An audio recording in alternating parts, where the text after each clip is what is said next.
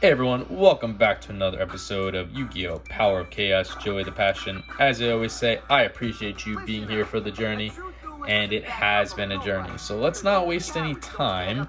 Let's just jump right into a match duel and see exactly what Mr. Wheeler has in store for us today. Alright, going second, so at least we should know what deck we're dealing with pretty soon. Hopefully on turn one. It's possible that we don't know on turn one. Oh, but I like that we got this. Alright, let's see. Yeah, it's the machine deck. Perfect. Okay, now we know. Gotta avoid Jinjo and Cyber Tech Alligator.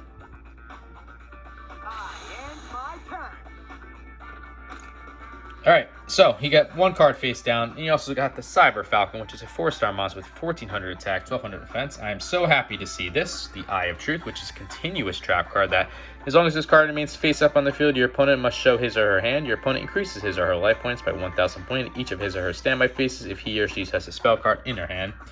We got the Island Turtle, 4-star monster, 1100 attack, 2000 defense. Zombra the Dark, 4-star monster, 2100 attack, 500 defense. So as I always say, if there is a non-tributed monster with over 1900 attack in this game, it's going to come with a negative effect. This is one of them. This card cannot attack a player directly. Each time this card destroys a monster in battle, decrease the attack of this card by 200 points. Kiko the Ghost Destroyer, which is a 4-star monster with 1800 attack, 700 defense, with an effect of each time this card inflicts battle damage to your opponent's life points, you can remove up to 2 cards in your opponent's graveyard from play. In addition, as long as this card remains face up on the play, your opponent cannot remove any cards in either graveyard from play. The Gemini Elf, this is what I was talking about, 1900 attack, 4-star monster, so no tribute, has no negative effect, just a normal monster. Love when I have this card, hate when my opponent has it. And a new card for us, the Nobleman of Extermination. We just won this recently. Destroy one face-down spell or trap card and remove it from play. If the card is a trap card, both players must remove all trap cards of the same name from their respective decks and remove them from play. The decks are then shuffled. Yeah, let's go for it. Nobleman of Extermination, let's see what this is and just get rid of it. Magical cylinders, so we'll lose our own magical cylinders, but that's not necessarily a bad thing. Oh, you can actually look through your opponent's deck too. That's interesting. Let's see what we have here. Snatch Deal. There's the Machine King. Magical Arm Shield. Time Machine. Lots of Blast Spheres. Diligent Duo. Cyberstein. Mizrazu. Uh-oh. Oh, there it is. I was like, where's Jinzo? Where's Jinzo? Where's Jinzo? Can't wait to win this card. But it doesn't have in his hand. But I think he does have Cyber Tech Alligator in his hand because I don't see that here. So yeah, that would be his other big tribute monster, 2500 attack monster. So we do have to be careful of that. We did get rid of the magical cylinders, which is a really good trap card that negate the attack of one of your opponent's monsters and inflict direct damage equal to the attacking monster's attack to your opponent's life points. We had to lose ours as a result as well, but that's okay. We'll throw that Eye of Truth down. We'll summon the Gemini Elf. Gonna hold on to Zombra just in case I somehow need him, and we'll destroy the Cyber Falcon.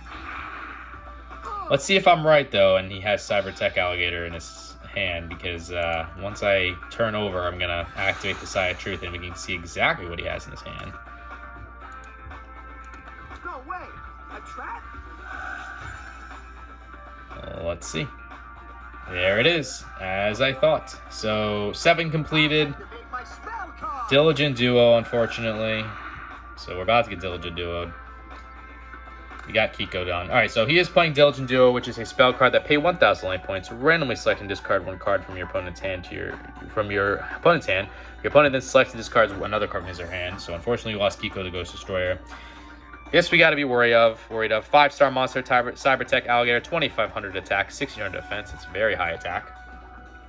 He also has the Cyberstein, which you kind of have to worry about. It's a 2-star monster with 700 attack, 500 defense, with an effect of, at the cost of 5,000 your own life points, you can special summon one fusion monster from your fusion deck and face up a tap position. So you gotta be worried about that Black Skull Dragon he has. The Patrol Robo is a 3-star monster with 1,100 attack, 900 defense, with an effect of, during your standby phase, you can look at one face-down card that's been set by your opponent, as long as the card remains face on the field. And he also has the 7 completed, which is a magic card that a machine-type monster equipped with this card increases either its attack or defense by 7 points. You cannot change the choice as long as the card remains face up in the field. So, yeah, we're going to have to say goodbye to Island Turtle, unfortunately. Oh, interesting. It's not what I thought he was going to do. I thought for sure he was going to put the Patrol Robo down, but Okay. Let's get Zombra on the field now. Obviously, Zombra has to attack. We got a Rock Spirit, by the way. 4-star monster, 1700 attack, 1000 defense with an effect of this monster can only be special summoned by removing one Earth monster in your graveyard from play. Increase the attack of this monster by 300 points during your opponent's battle phase. So we will use Zombra here. Get rid of that Cyberstein. Zombra the Dark was down by 200 points. I'm surprised he didn't just go for the Black Skull Dragon. Or he could have summoned Patrol Robo and equipped it with 7 completed, right? I mean, that wouldn't have been enough to get rid of the Gemini Elf, I guess, so I guess that doesn't really matter. Yeah, Cyberstein was his best move. Like, summon Cyberstein, use its effect. Yes, you lose 5,000 life points, but okay. Magic Jammer. So now we know he has Magic Jammer. So that's a counter trap card. Discard 1 card from your hand to the graveyard to negate the activation of the spell card and destroy it. We know that's the Patrol Robo, so we don't have to worry about that. We got the Panther Warrior, 4-star monster, 2000 attack, 1600 defense. So over 1900 attack, it's going to come with a negative effect as a non-tribute monster. This card cannot attack unless you offer 1 monster in the field as a tribute. Let's summon that Panther Warrior. We will use Zombra the Dark to attack this Patrol Robo, get rid of it. Zombra's going to go down to 1700. I will use the Panther Warrior now and sacrifice Zombra to get that 2000 life point damage to him. I think that's worth it.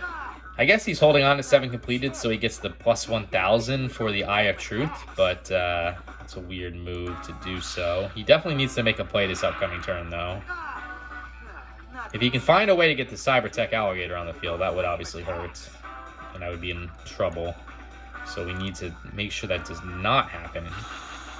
But he should, whatever he gets, he can equip it with this, right? Unless it's that. That's not going to help. So, Limiter Removal is a counter magic card that doubles the attack of all machine-type monsters that are on your side of the field when this card is activated. At the end of this turn, all monsters affected by this effect are destroyed. So that's not going to help you, unfortunately, buddy.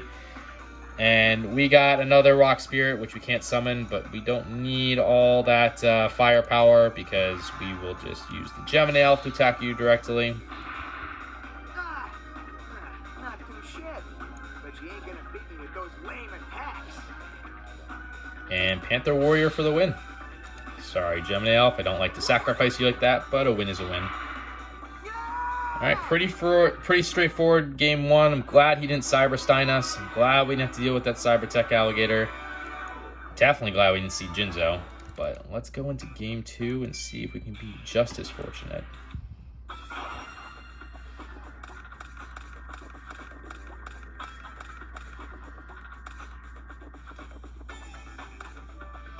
Okay, that's it.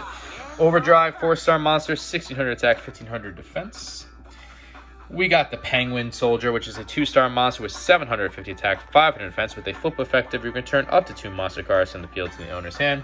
We got Zombra the Dark again. We got United We Stand, which is slowly becoming one of my favorite cards. It's a magic card that for every face-up monster you control, increase the attack and defense of the equipped monster by 800 points. I've seen monsters get up to like 4,000 because of this card.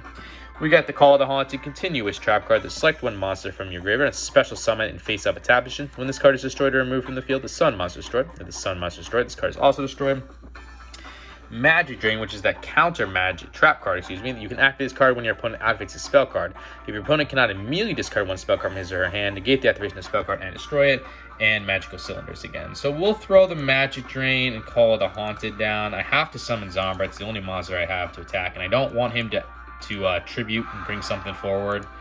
So we do have to get rid of this Overdrive. Zombra's going to go down to 1900 attack, but that's a perfectly acceptable trade. And we get him down to 7,500 life points, which I'm not too sad to see. Let's see what's going to happen here. Interesting. Ooh, he's going to increase it. All right. So Cyber Falcon into 7 completed. So he's trying to add a plus 700 here. I am going to try to stop this. I think he's probably going to be able to discard a magic card, though. I bet you he will be able to. No, perfect. Okay. And just a card face down. So getting rid of that 7 completed, I think, was definitely worth it.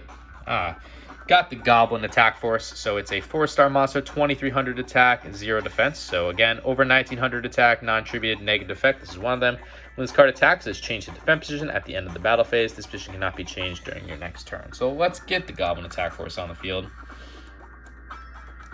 And I will use Zombra to hopefully get rid of this Cyber Falcon.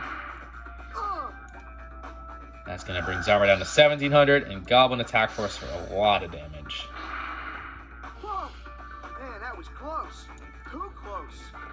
Of course, though, that's going to make the Goblin Attack Force go in defense mode. So I'm going to put the Magical Cylinders down as well. Maybe I can protect my Goblin Attack Force at least for one turn. And that will also help us with potentially having to use United We Stand for some big damage. But let's see.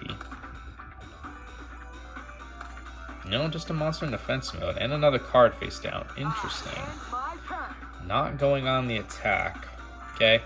Got the Giant Red Sea Snake, 4-star monster, 1800 attack, 800 defense. Let's get that Giant Red Sea Snake on the field. I'm curious what these face down cards are.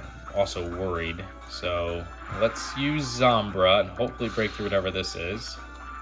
It's a Blast Sphere. So Blast Sphere is a 4-star monster, 1400 attack, 1400 defense. Really good effective. When your opponent attacks this monster face down in defense position, this card is treated as an equip card and is used to equip the attack monster. Damage not calculated. The equip monster in this card are destroyed during your opponent's next standby phase. The opponent then receives direct damage equal to the equip monster's attack. So we're going to lose Zombra and 1700 life points, but at least we got rid of the Blast Sphere. Here's an 1800 point hit to him. So overall, not a horrible situation. Maybe this will be his last turn too. And we can kind of get the win. Let's find out. Just a monster in defense mode. Okay. So there goes Zombra. Okay, we'll take that 1700. I can now flip the Goblin Attack Force back in attack mode. And we also got the Dimensional Warrior, which I'm really happy to see. It's a 4-star monster with 1200 attack, 0 defense, within a really good effective. When this card attacks or is attacked, both this card and the opposing monster are removed from play and cannot return during the current duel. So yeah, I think we're going to win unless one of those two cards can stop us. So we're going to summon the Dimensional Warrior. We'll use the Dimensional Warrior to remove whatever this is from play. Don't need to deal with it. It was a Blast Sphere, so we're all it's gonna go bye-bye. Everything's gonna go bye-bye. Don't have to worry about that. And yeah, let's see. Giant Red Sea, he's not stopping us, so. And Goblin Attack Force for the win then. Okay, cool. Pretty straightforward 2 duels there. Didn't really have much to worry about. We're able to not get the Cyber Tech Alligator on the field in the first game, and no Jinzos on either one. So hopefully 3 new cards here. That would be ideal.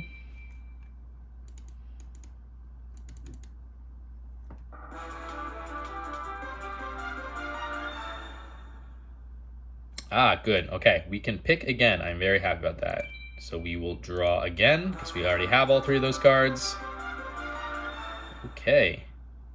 All right, nice. I think we can even add this 3rd Mystical Space Typhoon to our deck. So I'm not, if that's the case, I think we only have 2, and I'd love 3. So that's a good win no matter what those other 2 cards are. And I don't actually know what those other 2 cards are, although I've seen them before. I just don't recall. So yeah, we only got 2 Mystical Space Typhoons. So this is a great win regardless, because Mystical Space Typhoon is just an overpowered card in my opinion.